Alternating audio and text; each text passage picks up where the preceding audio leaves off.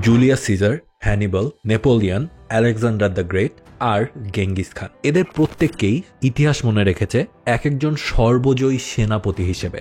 But এই পৃথিবীতে এমন একজন মানুষও ছিল যিনি এদের সবাইকেই প্রত্যেকটা ক্ষেত্রেই টক্কর দিতে পারত। মিলিটারি নলেজ আর স্ট্র্যাটেজি এগুলো তো আছেই, তার সাথে এই মানুষটা হচ্ছেন একমাত্র মানুষ যিনি তার লাইফে একটা যুদ্ধতেও হারে নাই। একটা যুদ্ধতেও হারে নাই এটা শুনে আবার ভাবতে পারেন যে হয়তোবা তিনি কম যুদ্ধ করেছেন, বাট না, তার লাইফ টাইমে 100টারও বেশি যুদ্ধতে তিনি পার্টিসিপেট করেছে। আর এই 100 এর বেশি যুদ্ধে নেতৃত্ব দেয়া আমাদের নবী সাল্লাল্লাহু আলাইহি ওয়াসাল্লামের সাহাবী খালিদ ইবনে ওয়ালিদ রাদিয়াল্লাহু আনহু। পৃথিবীর ইতিহাসে তিনি একমাত্র সেনাপতি যিনি জীবনে একটা যুদ্ধতেও পরাজিত হননি। আর আজকের ভিডিওতে আমরা কথা বলবো এই খালিদ ইবনে ওয়ালিদের স্পেসিফিকভাবে মিলিটারি স্ট্র্যাটেজি এবং ব্যাটেলের জয়গুলো নিয়েই।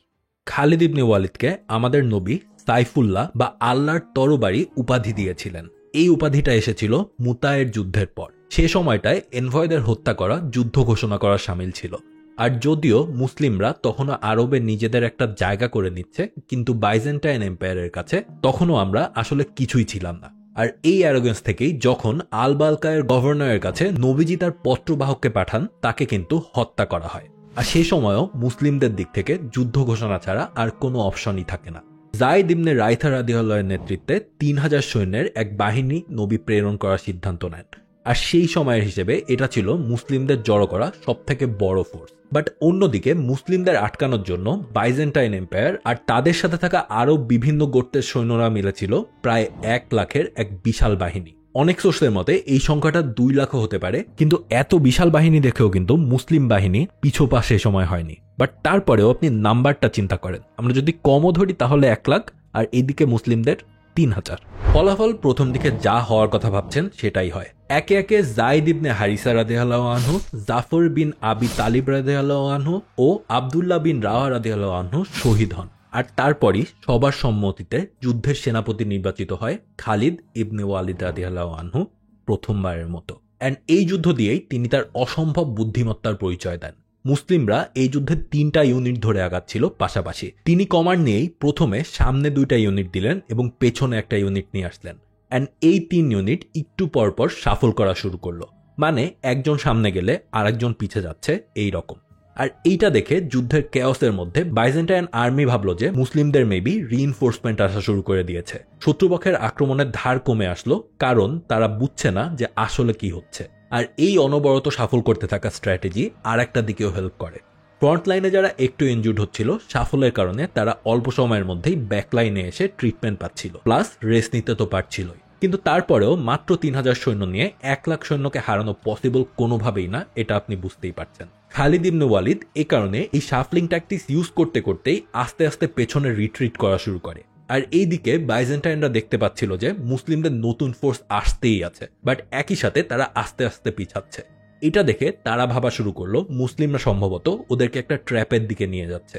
আর এই কারণে বাইজেন্টাইনরাও আস্তে আস্তে পেছানো শুরু করে। আর এভাবেই কিন্তু খালিদ ইবনে ওয়ালিদের নেতৃত্বে আসার কারণেই সেবার মুসলিমরা পুরোপুরি একটা ম্যাসাকারের হাত থেকে বেঁচে ফিরে এসেছিল মদিনাতে। অ্যান্ড এর ক্রেডিট অনেকটাই যায় খালিদ ইবনে ওয়ালিদের হাতেই। বাট এইটা জাস্ট শুরু। খলিফায়ে রাশিদিনের প্রথম খলিফা আবু বকর রাদিয়াল্লাহু আনহুর সময় পারস্যে চলছিল সাসানিদ সিভিল ওয়ার। আর এই সিভিল ওয়ারের কারণে বর্তমানে সাউদার্ন ইরাককে আরব রেইডের জন্য পারফেক্ট সিচুয়েশনে নিয়ে যায়। বাট আরব বেদুইনরা ততদিনে জাস্ট আর রেইড করে না, তারা একটা empire in the making. Abu Bakr রাদিয়াল্লাহু আনহু ইরাক জয়ের দায়িত্ব অর্পণ করেন খালিদ ইবনে ওয়ালিদ রাদিয়াল্লাহু আনহুর উপর। আর এ থেকেই 633 খ্রিস্টাব্দের মার্চ মাসে 18,000 সৈন্যের মোটামুটি ভালো একটা আর্মি নিয়ে ইয়ামামা থেকে রওনা দেন তিনি। সেই সময়ে আরব সীমান্তের লাস্ট সাসানিদ এরিয়া ছিল দাস্তমেইসেন। আর এই দাস্তমেইসেনের সাসানিদ গভর্নর ছিল হরমুজ। তার কাছে খালিদ ইবনে ওয়ালিদ একটা চিঠি পাঠান যেখানে তাকে সারেন্ডার করতে বলা হয়। খুবই স্বাভাবিকভাবেই সে সারেন্ডার করবে না, এটা বুঝতেই পারছেন। আর সাথে সাথেই তিনি পারস্যের যে মেইন এম্পেরর তার কাছেও একটা চিঠি পাঠান তার রেইনফোর্সের জন্য। আর সাথে সাথে সেও প্রস্তুতি নেওয়া শুরু করে মুসলিমদের সাথে যুদ্ধে যাওয়ার।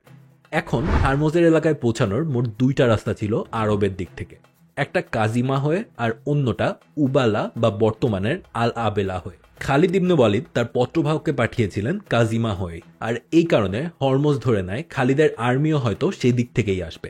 বাট সেই দিকে গিয়ে তারা দেখে যে মুসলিমদের কোনো চিহ্নই নাই। এখন আপনাদের আগে থেকেই বলে রাখি, এই সময় বুঝতে পারছেন পারস্য একটা সিভিল ওয়ার চলছে, বাট একটা সিভিল ওয়ার চললেও এত বড় এম্পায়ারের যেই আর্মি, তারা কিন্তু মিলিটারি দিক থেকে চিন্তা করলে প্রচুর স্ট্রং। তাদের যে কোনো ইকুইপমেন্ট বলেন বা আর্মার বলেন, এই সব কিছুই সেই সময় মুসলিমদের তুলনায় অনেক বেশি স্ট্রং ছিল। বাট এই হেভি আর স্ট্রং আর্মারের কারণেই কিন্তু খালিদ ইবনে ওয়ালিদ এর ভেতরে একটা দুর্বলতা দেখতে পেয়েছিলেন। সাসানিদদের হেভি আর্মার আর ওয়েপেনের কারণে তারা অনেক স্লো ছিল। অপরদিকে আরবের ফোর্স পুরোপুরি ঘোড়া আর উটের ওপরে চলত। মোবিলিটি ছিল খালিদ ইবনে ওয়ালিদের বাহিনীর কাছে সব থেকে বড় স্ট্রেংথ, অ্যান্ড এটাকেই তিনি ইউজ করার ডিসিশন নেন। আর এই কারণে চিঠিটা দিয়ে একটা ডিসেপশন ক্রিয়েট করেন তিনি, যাতে হরমুজ তার আক্রমণের ডিরেকশনটা ভুল বোঝে। অর্থাৎ বুঝতে পারছেন, সেখানে গিয়ে যে সে দেখলো মুসলিমদের কোনো অস্তিত্বই নাই, এই সময় কিন্তু মুসলিমরা অন্য যেই পথটা আছে সেই দিক দিয়ে আক্রমণ করা শুরু করে। মুসলিমদের থামানোর জন্য এবার হরমুজের বাহিনী আবারও অন্যদিক হাঁটা শুরু করে। আর এই সুযোগটাতে খালিদ ইবনে ওয়ালিদ ইজিলি শহরটা নিয়ে নিতে পারতেন, বাট তাহলে তাকে ওয়েল আর্মড সাসানিদ বাহিনীর তীর সহ্য করা লাগতো। আর তাই তিনি উবালাতে সরাসরি অ্যাটাক না করে নিজের ফোর্সকে এর থেকে 21 মাইল দূরে হুফের নামক এক জায়গায় রেস্ট নিতে বললেন। এই জায়গাটাতেই মুসলিম বাহিনী তাবু গাড়ল। কিন্তু যেই মোমেন্টেই তারা খবর পেল যে হারমুজের বাহিনী হুফায়ারের দিকে আসছে, সাথে সাথে এবার তারা হুফায়ার ছেড়ে কাজিমার দিকে সরে গেল। আর হুফায়ারে এসে হারমুজ জানতে পারলো খালিদ ইবনে ওয়ালিদের বাহিনী চলে গিয়েছে এবার কাজিমার দিকে। ক্লান্ত সাসানিদ বা পারস্য আর্মি এবার আবার কাজিমার দিকে রওনা দিল। আর কাজিমা পৌঁছেই হরমুজ এবার আর 1 সেকেন্ডও ওয়েট করলো না। এই টায়ার্ড আর্মি নিয়েই তিনি নেমে গেলেন মুসলিমদের এগেইনস্টে। আর ফরমেশনের দিক থেকে দুই সাইডই সেই সময় মোটামুটি সিমিলার। আর্মির একেবারে সেন্টারে আছে ইনফ্যান্ট্রি আর 2 রেয়ারে ক্যাভেলরি। আর সে সময় এই মধ্যপ্রাচ্যের যুদ্ধের একটা কিন্তু ট্র্যাডিশন ছিল। যুদ্ধের প্রথম ব্যাটেলটা হতো 3টা 1v1। হরমুজ চ্যালেঞ্জ করে কমান্ডার খালিদ ইবনে ওয়ালিদকে। যথারীতি এই দুই পক্ষের কমান্ডারের 1v1 ব্যাটেল শুরু হয়, কিন্তু এই 1v1 ব্যাটেল হুট করেই 1v3 হয়ে যায়। সাসানিদ 2 সেনাপতি মিলে খালিদ ইবনে ওয়ালিদকে অ্যাটাক করা শুরু করে। আর পরবর্তীতে আরও এক সাহাবী সাহায্যে এগিয়ে এলে খালিদ ইবনে ওয়ালিদ এই ডুয়েলে জিতে আসেন এবং সেখানেই হরমুজ মারা যায়। আর তারপরেই শুরু হয় আসল যুদ্ধ। সাসানিদ ইনফ্যান্ট্রিম্যানরা আসলেই অনেক টায়ার্ড ছিল, প্লাস খালিদ ইবনে ওয়ালিদের আর্মি যখন পাহাড়ের ছায়ায় রেস্ট নিচ্ছিল, হরমুজ বাহিনী তখন মরুর রোদে দাঁড়ানো, প্লাস তাদের কোনো লিডারও সেই সময় নাই। আর তাও সাসানিদ ইনফ্যান্ট্রি ব্যাপক ট্রাই দিয়েছিল, কিন্তু তাদের ইনফ্যান্ট্রি হেরে যাওয়া শুরু করলে ওদের ক্যাভেলরি আশা হারিয়ে পালিয়ে যাওয়া শুরু করে। অ্যান্ড এরপরে সাথে সাথেই আরব ক্যাভেলরি ফ্ল্যাঙ্ক করে সেখানে যুদ্ধ শেষ করে দেয়। এই ব্যাটেলটাকে মডার্ন হিস্টোরিয়ানরা বলে ব্যাটেল অফ চেইন। সাসানিদ বা পার্সিয়ান এম্পায়ার জয়ে মুসলিমদের ফার্স্ট ডে। আর এই যুদ্ধের আগে মুসলিম বাহিনী আগাচ্ছে শুনলে পারস্য আর বাইজেন্টাইনের লিডাররা ভাবতো রেইডের জন্য হয়তো বা আসছে, তেমন টেনশন নেওয়া কিছু নেই। বাট এরপর থেকেই তারা বুঝতে শুরু করলো যে না, this is not just a Raid, এটা একটা সাম্রাজ্যের সেনাবাহিনী। এই যুদ্ধে হারার সাথে সাথেই সম্রাট ইয়াজদাজার্ড এদিকে আবার তার সেনাপতি কারিনজের নেতৃত্বে হারমুজকে সাহায্য করার জন্য একটা বিশাল বাহিনী পাঠায়। 20 থেকে 25,000 সৈন্যের এই বাহিনী টাইগ্রিস ক্রস করে দ্রুত এগিয়ে আসছিল। মাকিল নদী ক্রস করার সময় তার হারমুজের পালাতে থাকা প্রায় 10,000 সৈন্যর সাথে মিলিত হয়। আর এইখানে খালিদ ইবনে ওয়ালিদ আর একটা ব্রেইনের খেলা খেলেন। সে কিন্তু পালাতে থাকা ক্যাভেলরিকে তার সম্পূর্ণ আর্মি দিয়ে চেইস করে নাই, তার বদলে সে ছোট একটা ইউনিট পাঠায় এদেরকে ফলো করার জন্য। তারাই তাদের সেনাপতির কাছে পরবর্তীতে বার্তা পাঠায় যে টাইগ্রিস নদীকে ঘিরে কারিনজ তার ক্যাম্প বসিয়েছে। আস্তে আস্তে খালিদ ইবনে ওয়ালিদ এবার তার পূর্ণ প্রস্তুতি নিয়ে এগিয়ে আসেন। টাইগ্রিস নদীর তীর ঘেঁষে শুরু হয় ব্যাটেল অফ রিভার্স। দুই আর্মি সেট আপ এবারও প্রায় একই, উইং এ ক্যাভেলরি আর মাঝখানে ইনফ্যান্ট্রি। বাট সাসানিদ আর্মির ইনফ্যান্ট্রি 2 লেয়ারে ছিল, যেন ফার্স্ট লেয়ার যদি উইক হয়ে যায় ইনস্ট্যান্টলি তারা যেন সোয়াপ করতে পারে। আর এইবারও 1v1-এ খালিদ ইবনে ওয়ালিদের সেনাপতিরাই জিতে যায়। আর তারপরই তার সৈন্যরা ফুল ফোর্সে অ্যাটাক করে। বাট সাসানিদরা সে সময় দেখতে পায় যে অ্যাটাক খুব ফোর্সের সাথে হলেও কেমন যেন একটা ছন্ন ছাড়া, খুব সহজেই এই অ্যাটাক আটকানো যাচ্ছে। খুশি হয়ে তারা এবার কাউন্টার অ্যাটাক শুরু করলো। অ্যান্ড এটাই চাচ্ছিলেন খালিদ ইবনে ওয়ালিদ, কারণ সাসানিদদের ফোর্স এতটা ডিপ ছিল যে ফুল অ্যাটাকে ওই ডিপ ফোর্স ভাঙা মুসলিম বাহিনীর পক্ষে সম্ভব হতো না সরাসরি অ্যাটাক করলে। বাট যেই মোমেন্টে সাসানিদরা কাউন্টার অ্যাটাক শুরু করে, তাদের ওই সলিড ইনফ্যান্ট্রি লাইনে একটু একটু ফাঁকা বের হতে থাকে। আর সেই জায়গাগুলো ধরেই ফুল ফোর্সে হঠাৎ করে আক্রমণ চালায় খালিদ ইবনে ওয়ালিদের কয়েকটা ক্যাভেলরি। খেয়াল করেন, কয়েকটা, নট অল। আর এইটা দেখেই সাসানিদ ক্যাভেলরি এবার চলে আসে তাদের ইনফ্যান্ট্রিকে হেল্প করার জন্য। আর সেই সুযোগেই মুসলিমরা এবার তাদের বাকি ফুল ফোর্সেস ক্যাভেলরি নিয়ে পুরোপুরি ঘিরে ফেলে কারিনজের ফোর্সকে। আর এইদিকে কারেঞ্জের সেকেন্ড লেয়ারের যে ইউনিটগুলো ছিল তারা তখন দেখলো যে আস্তে আস্তে চারপাশ থেকে তারা কোণঠাসা হয়ে পড়ছে। আর তখন এমনিতেই 1v1 হেরে তারা বেশ ডিমোরালাইজ। তারা এইবার পালানো শুরু করলো। ফ্রন্টলাইন হয়ে গেল পুরোপুরি একা। বাট যারা পালাচ্ছিল তারা পালাবে আসলে কোথায়? পেছনেই বিশাল টাইগ্রিস নদী। খালিদ ইবনে ওয়ালিদের ফোর্সের সব থেকে স্ট্রং পয়েন্ট ছিল তাদের মোবিলিটি। এতটা স্পিডি কোনো ফোর্স সে সময় পুরো পৃথিবীতেই ছিল না। অর্থাৎ বুঝতে পারছেন তারা একদম এগিয়ে গিয়ে সাসানিদ বাহিনীর বাকি আর্মিদের পুরো কচুকাটা করলো এই টাইগ্রিস নদীর তীরে। আর এই যুদ্ধেই সাসানিদরা 20,000-এরও বেশি সৈন্য হারায়। মানে বেসিক্যালি কারিঞ্জের যে পুরো আর্মি সেটা ধ্বংস হয়, আর অন্যদিকে মুসলিমদের ক্যাজুয়ালিটি ছিল জাস্ট কয়েকশো। আর এই খবর শাহের কানে গেলে সে এবার পুরো এম্পায়ার থেকে ফোর্স একসাথে করে সেই সময়ের রাজধানী টিসেফোন বাঁচানোর জন্য ট্যাকটিস শুরু করে। আর খালিদ ইবনে ওয়ালিদের এই টিসেফোনে যেতে হলে হীরা শহর দিয়ে যেতে হবে চিন্তা করে পারস্যের সম্রাট আর্মিকে দুটো ভাগে ভাগ করে দিলেন। একটা ইউফ্রেটিস নদীর সাউথ পার্ট দিয়ে ওয়ালাজা শহরে অবস্থান নিল, আর আরেকটা ওয়ালাজা আর উবালার মাঝে ইউফ্রেটিসের উত্তর পাশে এসে দাঁড়ালো।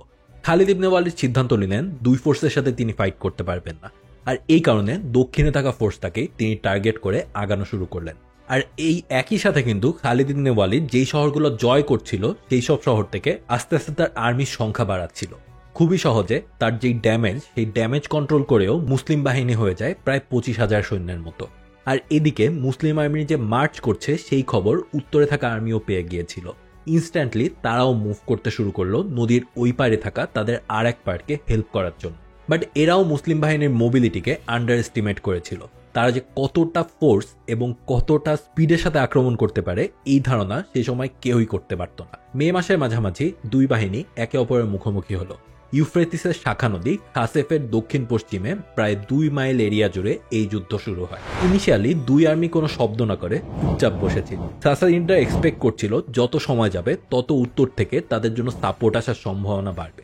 বাট খালিদ ইবনে ওয়ালিদ এই সময়টাকে ইউজ করে সবার চোখের আড়াল করে তার যে বিশাল ক্যাভেলরি ইউনিট তাদের বড় একটা পোর্শনকে পাঠিয়ে দেন একদম যুদ্ধের বাইরে। আর এরপর দিন সকালে মুসলিম আর্মির দিকে তাকিয়ে সাসানিদরা দেখলো যে ওমা, এরা তো আসলে বেশ ছোট একটা আর্মি, প্লাস যেই মুসলিম ক্যাভেলরিকে নিয়ে এত কথা বা এত ভয় তাদের তো দেখাই যাচ্ছে না। যে কোনো স্মার্ট লিডার হলে বুঝতো এখানে কোনো একটা ঘাপলা আছে, কিন্তু ওভার কনফিডেন্ট পার্সিয়ান এম্পায়ার ভাবলো যে এই তাদের সুযোগ মুসলিমদের মারার। মুসলিম ফোর্সকে পুশ করতে করতে একদম খাদের কিনারে নিয়ে যায় সাসানিদরা। আর অন্যদিকে মুসলিমরাও খুবই ইজিলি পিছে সরে যাচ্ছিল। আর তখনই খালিদ ইবনে ওয়ালিদ তার ট্রেডমার্ক মুভ ছাড়েন। সাসানিদরা দেখে যে তারা পুশ করতে করতে একটু বেশি দূরে চলে এসেছে, অ্যান্ড তাদের পেছনে এখন দাঁড়িয়ে আছে বিখ্যাত মুসলিম ক্যাভেলরি। অ্যান্ড সেখানেই ইজিলি বলা যায় এই যুদ্ধ তাদের জন্য শেষ। খালিদ ইবনে ওয়ালিদ তার ফোর্সকে নিয়ে এরপর উলিয়াস শহরের দিকে এগিয়ে যেতে থাকেন। এই খবর পেয়ে আতঙ্কিত পার্সিয়ান এম্পায়ার নদীর ওই পারে থাকা তার ফোর্সের সব বাঘা বাঘা কমান্ডারদেরকে টিসিফোনে ফেরত নিয়ে আসেন তার রাজধানীতে, আর বাকিদের পাঠান উলিয়াস উদ্ধার করার জন্য। কিন্তু প্রচন্ড মোবাইল আরব ক্যাভেলরির সামনে মরুর বুকে হেভি আর্মর পরে থাকা সাসানিদরা টিকতে পারে নাই। উলেইস মুসলিমদের হাতে চলে যায়, আর এরপর আল হিরাও মুসলিমদের হাতে চলে আসে। আর এই সময় এসে খালিদ ইবনে ওয়ালিদ মনোযোগ দেন আর্মি রিবিল্ডের জন্য। প্লাস মডার্ন ডে ইরাকের অন্যান্য শহর অ্যান্ড ইস্টার্ন রোমান এম্পায়ারের বিভিন্ন শহরেও রেগুলার রেইডিং পাঠানো শুরু করেন। পারস্যে তাদের যদি আরও পুশ করতে হয়, এবার বিখ্যাত ইউফ্রেটিস নদী বা ফুরাত নদী তাদের পার হতে হবে। আর পার হবার রাস্তা আসলে একটাই, ফোর্ট আনবার, যেটা তাদের সিজ করতে হবে। বাট সিজ করার মতো ম্যান পাওয়ার সে সময় মুসলিম আর্মির ছিল না। তো খালিদ ইবনে ওয়ালিদ সিদ্ধান্ত নিলেন সারপ্রাইজ অ্যাটাক করতে হবে। মাত্র 10,000 সেনা নিয়ে 633 সালের জুন মাসে হুট করে আনবার দুর্গে আক্রমণ চালায় মুসলিম বাহিনী। আনবার দুর্গের পতনের পর টেসিফোনের রাস্তা পুরোপুরি ক্লিয়ার হয়ে যায়। বাট সমস্যা হয় 3টা শহর, জুমেইল, তানি এবং মুজায়া। এরা ইউফ্রেটিসের এই পারে হলেও মুসলিম আর্মি বেশি দূর এগিয়ে গেলে এরা সহজেই ফ্ল্যাঙ্ক করে ঝামেলা বাঁধিয়ে দিতে পারে। তাই ইউফ্রেটিস পার হওয়ার আগে এই 3টা শহরকেও দখলে আনতে হবে। তো এদের ম্যাপে অবস্থানটা যদি আপনি দেখেন তাহলে বুঝবেন বেসিক কমন সেন্স বলে যে আগে জুমেইল, এরপর সানিয়ে, আর তারপর সবার লাস্টে মুয়াজা অ্যাটাক করা উচিত। কারণ এদের পাশেই বিশাল এক মরুভূমি, যেটা দিয়ে আক্রমণ করা সাধারণ কারণের জন্যই kind of suicide. But Khalid ibn Walid exactly সেটাই করলেন। তিনি তার আর্মিকে 3টা ভাগে ভাগ করলেন। বিশাল মরুভূমির মধ্যে দিয়ে গেল আরবের বাহিনী, যারা বুঝতেই পারছেন পারস্যের তুলনায় সেই ডেজার্ট এনভায়রনমেন্টের সাথে অনেকটাই পরিচিত। আর এই কারণে তারা প্রথমেই আক্রমণ করলেন মুজায়াকে, আর তাও যেটা রাতের বেলা ছিল 3টার দিকে। মুজায়ায় বসে থাকা সাসানিদ ফোর্স কল্পনাও করতে পারে নাই সামনের 2টা দুর্গ ছেড়ে তাদেরকে আগে আক্রমণ করা হবে। আর এক রাতের মধ্যেই মুজায়া আর পরবর্তীতে সানিয়ে ফল করে। আর জুমেলের সৈন্যরা এই খবর শুনে পালিয়ে যায় সাথে সাথেই। অর্থাৎ বুঝতে পারছেন তারপরে কিন্তু পারস্যের রাজধানী টিসিফনে যাওয়ার রাস্তা একদম সোজা খালিদ ইবনে ওয়ালিদের জন্য। কিন্তু তিনি সেই সুযোগ পান না। তার আগেই খলিফা আবু বকর রাদিয়াল্লাহু আনহু চিঠি লিখে বলেন যে রোমান এম্পায়ার অ্যাটাক করার এখনই সেরা সময়, অর্থাৎ মুসলিম বাহিনী ততদূর পর্যন্ত জিতেই ব্যাক করে। আর তার পরবর্তী 3 বছর এই যে জেরুজালেম, সিরিয়া, ফিলিস্তিন, দামাস্কাস যেটাই বলেন এর আশেপাশের এলাকায় কিন্তু অনেকগুলো যুদ্ধ হয়। বাট এই যুদ্ধগুলোর মধ্যে সবথেকে স্পেশাল এবং সবথেকে ইম্পর্টেন্ট ধরা হয় ইয়ারমুকের যুদ্ধটাকে। অর্থাৎ পারস্য অভিযান কিন্তু শেষ, এবার রোমান বা বিজেন্টাইন অভিযান শুরু। 636-এর বসন্তের মাঝে এম্পায়ার হেরাক্লিস 1,50,000 সৈন্যের এক বিশাল বাহিনী জড়ো করে। বিপরীতে মুসলিম ফোর্সের সংখ্যা তখন 40,000। বর্তমানে জর্ডান আর সিরিয়ার বর্ডারের মাঝামাঝি ইয়ারমুক নদীর তীরে 2 বাহিনীর দেখা হয়। 15ই আগস্ট শুরু হয় যুদ্ধ। এই সময় কিন্তু রোমান এম্পায়ারের ট্যাকটিক্স ছিল পারস্যের থেকে অনেকটাই বেটার। তারা জানতো খালিদ ইবনে ওয়ালিদের আসল ট্যাকটিক্সটা কি। আর এই কারণে তারা তাদের ক্যাভেলরির বড় একটা পোর্শন রেখেছিল রেয়ার সাইডে, যেন তারা সেটাকে ট্যাকেল করতে পারে। 15 আগস্ট ইনফ্যান্ট্রিম্যানদের জাস্ট 1/3কে তারা পাঠায় যুদ্ধে, বেসিক্যালি টেস্ট করতে মুসলিম আর্মির স্ট্রেংথ। সেদিন বিশেষ কিছু আর হয় না, বাট রাতের আধারে রোমানরা তাদের ক্যাভেলরির একটা পোর্শনকে গেরিলা অ্যাটাকের জন্য পাঠায়। গাইডে থাকা মুসলিম ক্যাভেলরি সেটা ঠেকিয়ে দিলেও এই সুযোগে আস্তে আস্তে রোমান আর্মি এগিয়ে আসতে থাকে।